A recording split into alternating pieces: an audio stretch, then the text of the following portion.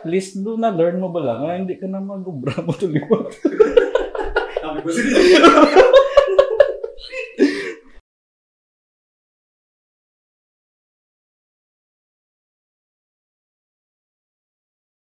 Hello, ako ulit si Epoy, gitarista ka Idolon, and also co-owner sa Cloud Maven Vape Shop.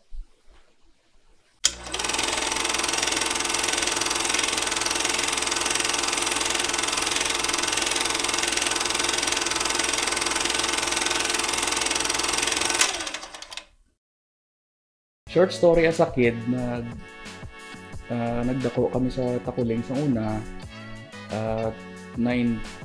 mga 90s. Kasi sa una, wala pa kami ito mga gadgets, wala internet, wala kung ano nga mga teknolohiya. Wala kami ito sa una, mga moto, unlike subong. Di nga mong trip sa una, hampang kada hapon, kung swerte yun, kung hindi pagpatulugon sa ginikanan, mampang kami kung hapon, lagsanay, kabuyanay, bato, basket, panaguay, anything nga mahampang mo sa dalanon nga pagpuli mo baho ka angit. Music as a kid na dako kami sa hindi man pigado, hindi man middle class, medyo siguro sa tunga sa duwa. Yang source of music lang gid namon kung mag-video kay amon nga parents. Usually ginakanta nila mga oldies no, or new pa to suna, no? Ate, sige, oldies na lang siguro, consider. Tapos, mga OPM, mga oldies. Isa pa ka-source nga mo ng music sa muna is radio. Mula gina, radio. Kung surtihon ka, makapamati ka pop music sa radio. Kung hindi, drama sa AM, kung aga, mga balita. Lagi na siya. Proper music lesson, wala. Ang pinakauna nga nagtudlo lang gid sa akon, basic notes sa basic Gaspar, si Gaspar Jones. Nalipat ko sa banda, sorry gid paro. I love you. Pero siya na sa muna, sa high school kami, gintudloan niya ko na nga mag-memorize ang notes sa bass, like kung diin ang A, diin ang B, diin ang C, nga nag A sharp, nga nag B flat, na kay sa muna gali nang gaplano kami na magbanda, siya magitara, isa naman kaupod ma-drums, wala sa may ma-bass. Kaya gusto ko man na magkanta, ambisyoso man, law ay mantingong. Di ma-bass na lang ko, naman na intunduan niya ko. Ang isang siguro, ang isang magbanda, music influence is mga local band na di sa Bacolod man. Kadto ko suna sa mga gigs nila. Amaze ko nga duka angas sila lang tawon. Kapag sila nga do nobody cares. Rock lang nga rock. Kita minsan ko suna, what if be maamo man ko na. Amo na nag-start ang gusto ko magbanda man sa una. Nag-start with ko. At sa first band ko, amo to sa high school. Wala kami katokar sa production, wala kami connection. Di may isa na ka-event sa high school kami is tawag Career Day. Pero before na, sa third year kami, may Career Day, ang fourth year nga head sa amon. Kita naman sa gym, kita naman yung fourth year, may nagtukar-tukar sila, may drum set, may amps, kompleto sila gamit. Pinagplano kami, what if be mag-career day man ta next year. Majamming man ta, pwede ka sadya sila tulokon. Kaya mo na sa pag 4th year na namon, todo kami practice. Kami hambal kami sa mistra nga, kami intermission kami banda. Kami nagligaway, okay, sugod-sugod na kami practice. Kaya mo to, nakakalista na kami. Pag-abot sa adlaw na career day na may mga dala kami gitara, ng hulam kami mga gadget, dala ko ng apon nga bass ng una. Pagkadto namon sa gym, wala gali gamit. Ang ara lang, PA speaker, kag microphone. Natingala, hindi man sa tingala. Galalain kami, paano ni naman matokar? Kaya wala, gali gamit, gali ya. nangita kami sa pwede namon ang pinakanami na siguro that time nga gamit. Nangita kami sa iba nga building, ang nakita ko nga as base amp ko isang karaoke, isang Filipino building. Ginayo kong gidang istra nga ma'am. Pulang ni man kay pwede lang siguro saksakan base guro ma'am. Kimpahulam man ko, okay na. Ang upod ko naman wala amp, tinagdiretso lang sa PA. Saksak ko sa diretso sa nga distortion pedal, ang boss DS1 na bala. Di magkuso sa gitara nga wala amsim, puro bati ang letter S na gida. Dara na, okay na siguro, kay rock and roll mo na yan. Ang pinakasadya gid sa tanan niya, kay wala gid drums. Di paano ni? May tropa kami nga may kahon. Ako na ginimo na mo doon. Gatokar kami, ang may isa kami katropa, ipakapyat mic sa may buho, na baka kahon mo na ako. Ginugid bang sa muna, pero may ginapulo sa motokar yati. Amo nga tokar, goldfinger na grinding. Paano mo nang matokar mo na? Amo na experience naman sa... Amo na experience ko sa first ever gig ko siguro. Lain-lain ka dyan kay... Kahoy ang tunog, wala cymbals, tapos rock and roll. Punk rock na tokar. Ang sa ano naman siguro, makonsider ko nga do ka formal lang gid siguro nga band nga nakatokar na kami mga prod. Isang Gunshot Romance do sa una nga banda kami day 11, day Tata, Intel, si Jackson. Sa moto nga banda, nakatokar kami mga outside pagid sang Bacolod, mga Victorias, bago ay patukar kami. Salamat gid dili sa mga pradso na nagpatukar sa amon dako gid utang namon sa inyo. Kundi kami subong. Ang sa current man ko subong nga idolon, mga animal na sila. Kaya pag-approach nila sa akon, bali may ano na sila, naka-form na sila mga 2022. Tapos, may mga ready na sila gali ng mga tracks, wala lang vocals. Tapos, nag-attempt na sila record vocals man. Tapos, yun, pabati na nila sa akon. Kay kabalo sila nga sa previous ko nga band, naka-record ko full EP sa enclosure namon. Kabod ko si Tonton, the metal lord of Bacolod. Kaya muna. Tapos, nangangayo sila sa akon, ngayo sa akon, tips ko nga ako no ang microphone pag record nila kuno sa ilang vocals medyo do somewhat do sa bubon kuno ang effects tigin ko sila balang ko sila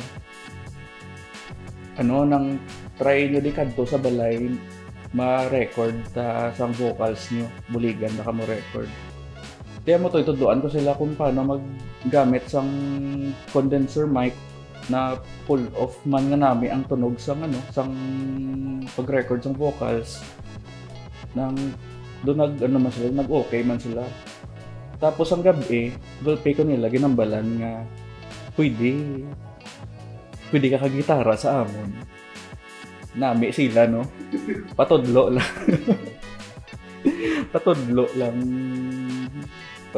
lang paano mag-record vocals. Hire niyo po gitarista. Pero before pa man to sila patudlo man sa akon paano mag-record vocals. Nakita ko na sila sa Benjamin Hall. Pagkita ko sila nagtukar, doon na amaze man ko kay mga talentado man yung mga tao as in pulido magtukar. May potential gid sila. That's why nga nag-agree man ko nga mag-upod sila. Wala labot nga mayo na nga daan nga bandang of dan mo.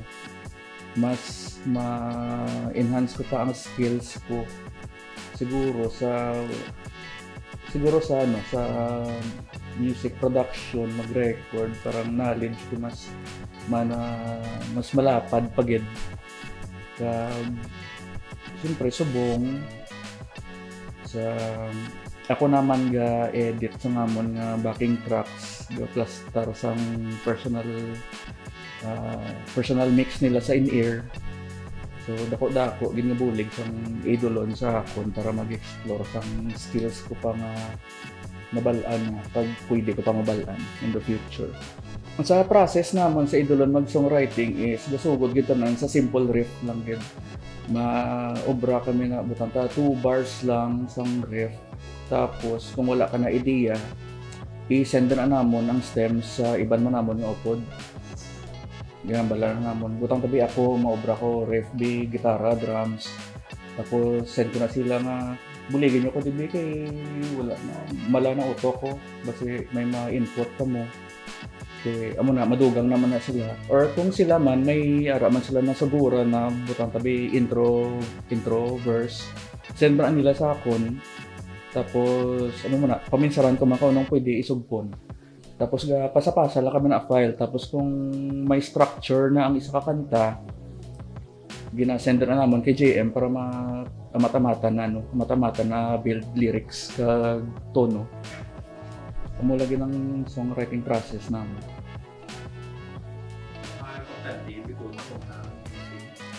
Oo, mo na. Ganun kay ang ano na bisa ko sa una bit, ano to blog naman. Kasi doon naka-session ko na to, nag-gitara kay Cutie, nagla ka sa agawang gimat ba? Bisa agawang gimat, ang namasado ka pang rock na oldies sa Manila. Kaya ano na sa tiya na sa Nimsi, doon nagbakasyon bisa, gin-invite sa mag-perform la sa Sarabia to. Na mo na, tapos kamigin ko ano yun si ano, nga banda biyaw. Muna ako, Gaspar, kay Jackson. Tapos, sa mga sorya sa kamo nga ano, kasi nga di ba, cover ng Linson. Kaya na naman sa mga, ubra ka mo, ubra ka mo yung original nga kanta. Way kaso kung laway, sige mo lang sulat ano lang namin, enhance na iya pa ano. Tapos, unahan na ang structure sa music, tapos ano niya, vocalista, pasulatan nyo lang ang pasulata. Kaya ang tono, masunod lang na isa tono. Ang kanta, masunod lang na yung tono, sa tono, sana ubra nila nga structure. Muna na. Pero wala po, okay. Kaya kita, tama niya sa YouTube, kung ako doon, kasi pinapitana na. Oo. Pero kita, yan yung sila na lang, pag mo na lang nakita mo. Hindi may puson mo na yun. Ganun. Or that time, doon wala na siguro sa inyo. Ay, ang sayot din so nakarma na to yan. Hindi na to yan. Wala na to si wala na to si Intel, wala na to si Jackson, si Tata, wala naman nung upod to naman si RJ, si Mark Laba. Ano na to. Pero doon naman, kung na nantaw to ako sa guys shop. So, munang lapit. Mga senses ko. Ano na, ng 6. Ay, 5. Kay first year college. Lawag kasi kaso, pwede mo nag-ridal na. Okay rin yun. Sa Music Laban journey namon, nag-try lang gid si JM send sang amon nga entry. Bali, nag-send ko sa email, I think, tapos sang amon nga live performance man. Do same man sa Wacken. Pero through email, hindi iya kinalang upload. Kaya mo to, nadala man kami sa elimination sa Cebu. Pag-abot to, kululbaan sa mga kontra. Solid-solid yung mga banda. Pero sige lang, laban lang kung ano. Laban lang. Kaya yung tudlan taman panindugan na lang. Tapos, nang swerte man nga nadala kami sa semis. Tapos, after to namin, sar naman kami kung ano naman nga pyesa nga mo nga entry naman sa semis. So, focus gid kami sa kung ano ang dapat nga bato man to namon kay bakod gid ang mga kontrato namon hindi gid lahog-lahog. So mo to pag sa semis na nakibot kami nadala. Siguro swerte man gyapon. Tapos nagulat na kami sa announcement sang venue kung schedule para sa grand finals. Kaya mo to na postpone pa. Na-cancel do. Postpone do kasi nagka-problema sa venue. Tapos hindi na ko mag-discuss pa kung ano ba itong natabo kay medyo private ako siguro. Kaya mo na pag-abot na sang grand finals, dito na mo nabatyagan nga do kanami nagdito na do wala ka gasto kadto to. Pag-abot mo sa airport sugaton ka, pag-abot mo sa lugar diretso na hotel, tulog, pahuway kaon, tapos gaan pa kamo oras mag soundcheck. Pagtapos nyo soundcheck, balik naman hotel, mapahuway, himos, pagkagabi abot sa venue, may tent pa kamo. Aircon pa nga tent, tapos sa pertahan may ngalan ka banda nyo. Matyaga to si Vice Ganda ako. Ulang na lang pag sa laro may make up si mo. Pero dito kay mambal nga namin kilang experience. Muna nga, encourage ko man iban nga mga banda di sa Bacolod. Try lang, wala may madula. Try lang at try. Namin kay experience. Sulit ni katama. Wala matanag champion pero naka people's choice masipa paano. Base ara pa sa younger generation na makapadala sa championship sa mga taga Bacolod. Ma-consider mo nga pinaka-memorable gig, syempre. Ang hindi naman malimtan, pagsaka naman sa stage kami na mga perform, mga nga tuhod, gelatin, tulbahaan, ganda makita, kadamo-damo, tao. Pero ang pinaka-nami, ito yung na-feeling pag ito tanan is kabalo ang tao, lyrics ang kanta niya. Kag syempre, ang the whole grand finals experience yung pinaka-nami. Ang bilog doon naman nga tenor. Nga makita mo lang kita sa ibang mga sikat na banda na may muna. Hindi ko banda. Ang advice ko man sa mga younger generations, especially diri sa mga taga Bacolod, strive nyo gid mag-obra original song. Mas kung maghambal sila nga laway man yung kanta nyo nga na obra man. Kung sugod na lang, laway, maagi kita tanan sa laway nga kanta. Pero from tira na time, siyempre, process mo na ma-improve. Hindi man ta, siyempre, kabalo mo ka muna guro nga ang una nyo agin obra, hindi pa ginasang pinalig ka namin obra. Pero sa akon, may mga kanta ko gin-obra, so nang pamatian ko, subong cringe gud yan. Obra kaya kanta para sa bahay, kamay ka mangira sa pak. Cringe gito ya, pero at least doon na-learn mo ba lang, hindi ka na mag-obra mo tulipat. Yeah, pero sa seryoso nga, mo gina-encourage ko gud nga be your own kung nga. Obra ka, ano man be your own personality, man ay dapat may image ka man mo mga ipakita na siyempre ang gina-cover mo nga banda, kanta na to isang ibang sikat, ito dapat obra ka man sa imo man nga original na kanta. Pero kung trip mo man lang yung mag-jamming cover kanta, wala din na problema. Imo na yung freedom. Wala na yung makakakasi mo. Dahil i-encourage ko na niya Japon yan, mga bragid original. Siyempre, hindi mo man gusto isikan talent mo sa tukar kanta kay iban. Unless siguro, kung ginakwartahan mo cover song sa mga bars siyempre, money is money, kinanglan tinig kwarta. Wala kwarta sa metal. Pili ko kayo, sir, follow-up question kung ano yung update mo sa mga kaya mo na original song pero anong take mo sa mga nakuha inspiration, Ang nakuha inspiration sa ibang nga banda, hindi kaya hindi band dito yung mga hindi hindi sila gusto sa magawa ka do puga hindi na dapat original kita yung mga kabali kabit-kabitan ng inspirasyon. Siguro make sense na ako. Makes sense, possible. Para sa ako. Kasi siyempre, kung ano, bigyan ang current, kung napamatian mo, imposible nga wala ka na may makuha mo. Pag isa pa, wala mo na ginakopya, gina-improvise mo na. Bali, ginakuha mo ang isa ka product, ginapanami mo, basta. Basta doon mo na sang point mo naman. May ibang kami ng mga kanta nga tingala kami sounds like kung ano ginapamatian naman. Galing kasi siyempre, kaya mo na ginapamatian mo, imposible hindi mo may makwa. May makwa. Ang laway lang kung bilog nila yung ginapakar gadya ref, gadya kopya mo gadya tapos nilain mo lang ang lyrics, lain na yung story. Hindi na niya mo. Ay gusto ko lang dali i-promote ang amon nga banda nga idolo. Nakita mo kami sa YouTube, Facebook, sa Spotify, kung gusto nyo sa Shopee, kung sa Lazada, pwede man kung trip nyo.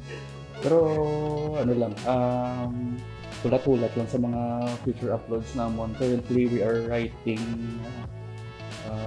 ang amon nga EP na 4 ka kanta. Tulat-tulat lang, medyo busy pa. Pangita pa kami chimpo nga matapos yung tanan. Gusto ko man i-promote ang Cloud Maven Vape Shop. Kung gusto mong paasuba ba, damo kami to products namin, ito ang mga flavor. Wala kami to flavor nga last time. Tapos barato kami to. Kung gusto nyo mga gimas, may kuring man kami to. Depende lang kung ano nga kuring ang dalawang to namon. Pachamba-chamba lang. Pero thank you, God.